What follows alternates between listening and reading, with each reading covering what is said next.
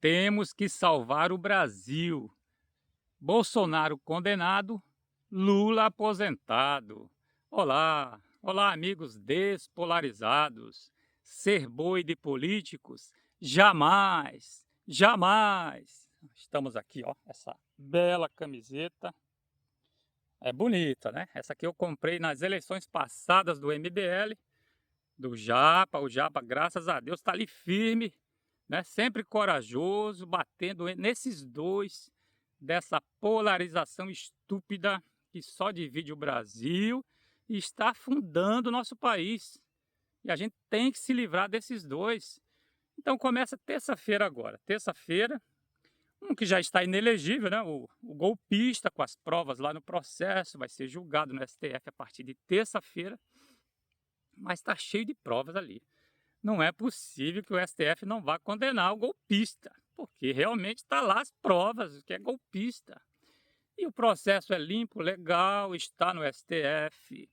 É a corte constitucional do país, é a corte adequada para julgar um processo de golpe contra a nação brasileira, contra a democracia e contra a Constituição.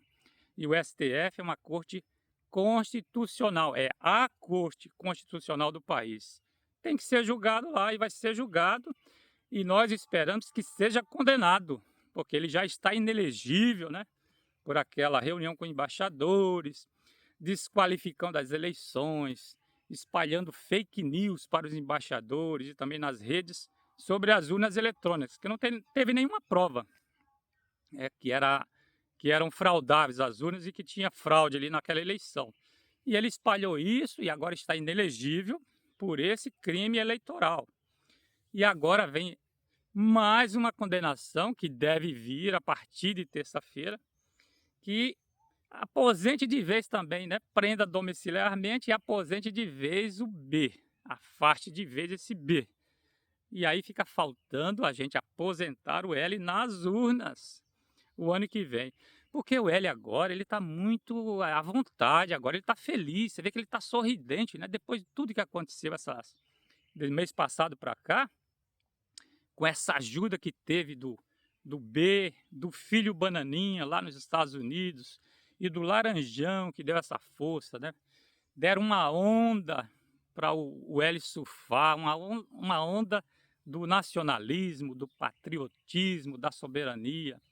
Aí as coisas se reverteram para ele, porque ele estava se arrastando, o L se arrastando, um governo incompetente, a responsabilidade fiscal indo para o ralo, quer dizer, tudo no vermelho.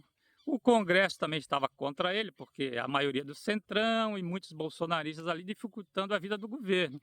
Estava tudo ruim o cenário para ele.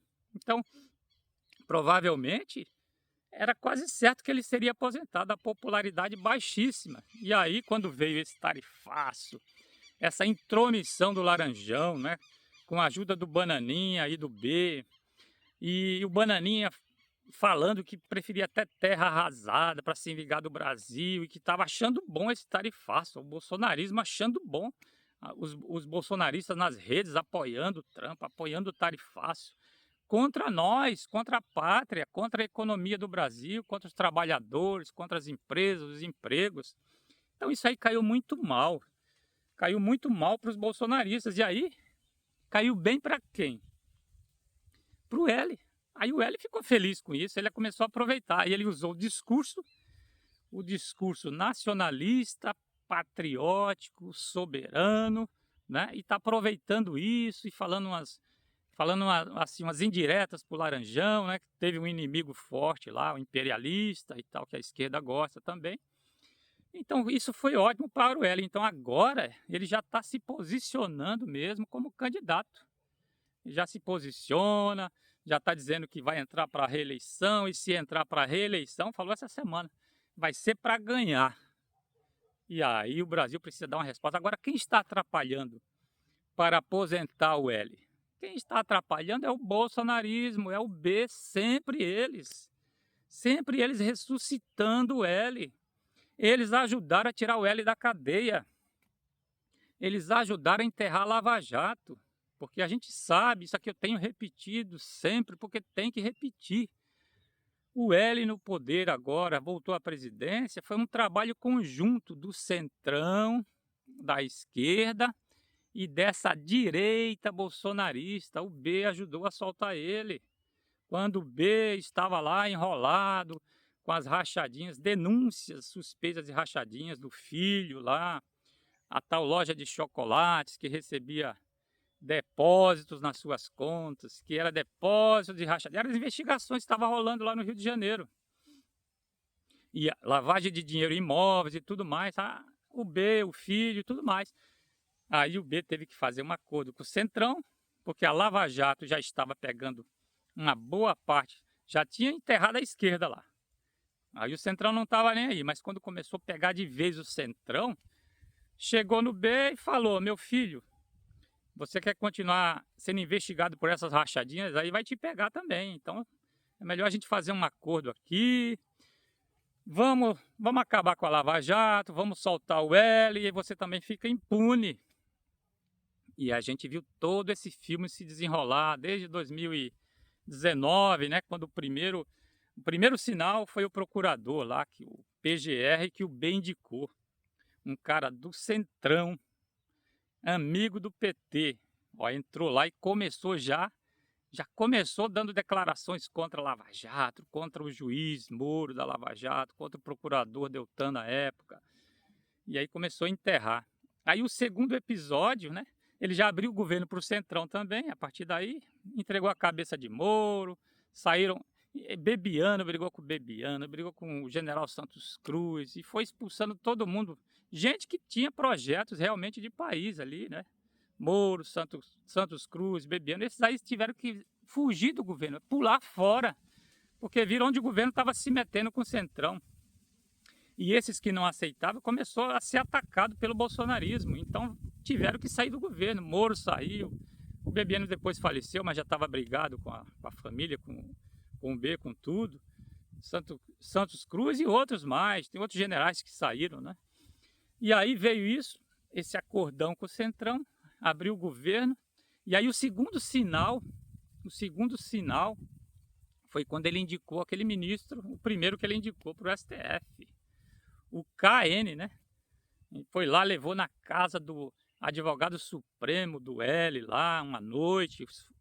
Jornalistas fotografaram isso aí, ele se abraçando, ó. Se abraçando, sorrindo na porta da casa à noite do advogado supremo do L. O ministro T, acho que é Tolluli. É algo assim, né? E aí logo em seguida ele indicou lá o KN, lá o ministro KN, lá, amigo também, é do Centrão, amigo do PT também. Aí foi quando foram julgar a prisão lá, o processo estava no STF do Lula, do L, foram julgar esse processo lá. Se o processo tinha suspeição do juiz, se tinha excessos, abusos do juiz Moro. E aí com o voto do ministro que o B indicou e que antes levou na casa do advogado supremo do L para receber a bênção, e já era do Centrão. Esse ministro deu o voto definitivo lá, quando soltou o L, colocou a Lava Jato em suspeição. A justificativa foi que aquele processo contra o L não poderia ter sido desenrolado lá, ser investigado lá em Curitiba, como não fosse o foro adequado para aquele processo contra o L, teria que ser em Brasília. Aí falou, então não podia ser investigado lá. Pô, tudo começou com um doleiro lá em Curitiba, então era o fio da meada que ia sendo puxado, e chegou no L e puxou. Não, aí falaram, não, teria que ser começado em Brasília. Como se a investigação começou em Curitiba? E aí anularam todo o processo. Não disseram, o STF não disse que o L era inocente, que as provas eram falsas, eram forjadas. Nada disso, as provas estavam lá, legais, processo legal, limpo. Aí veio aquele tal do Intercept, né? Aquela coisa lá que botaram o hacker, o mesmo hacker que depois o B se encontrou com ele lá a Zamberne levou pro B. Mas aquele hacker que levantou umas mensagens, o que tem demais naquela mensagem? Nada. O juiz conversando com o procurador, E qual o problema? O juiz às vezes conversa com o advogado, conversa com todo. Qual o problema disso? Que tinha algum crime ali?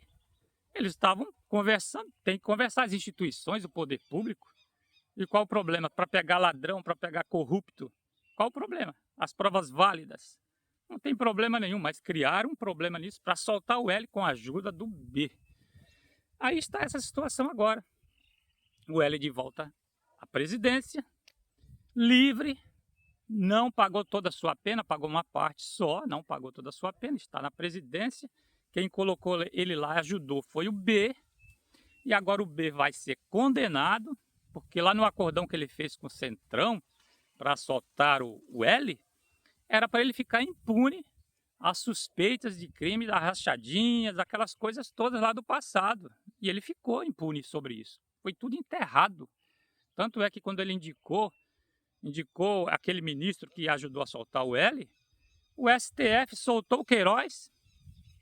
Teve um ministro do Beição lá que soltou o Queiroz. E foi enterrado também, as investigações foram engavetadas por ordem também de ministro do Supremo. Engavetou tudo, parou tudo. Só que aí o B inventou, né? Como perdeu do L, o filho Bananinha gostou na época, disse que não, tudo bem o L solto, a gente tem que ganhar dele nas urnas, vamos ganhar dele nas urnas. Perderam, porque erraram demais.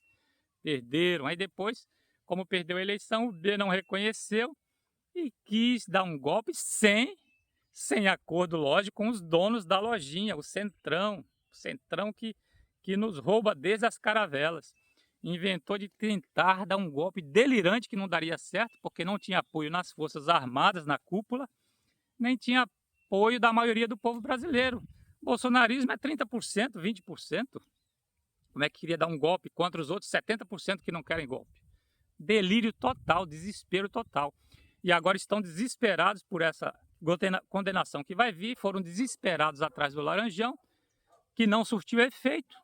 E aí segue, e nós vamos ver a semana que vem, a partir da semana que vem, essa condenação deve sair. E vamos ver quem vai ser o candidato, porque o B está rachando a direita, ou centro-direita, quem vai ser o candidato que vai conseguir, um candidato mais moderado, para conseguir aposentar o L o ano que vem. E a gente se livrar, a gente tem que se livrar de uma vez desses dois, não é possível, tanta mediocridade, incompetência, vigarice, e a gente preso nessa polarização estúpida. E assim vamos, e assim segue o Brasil.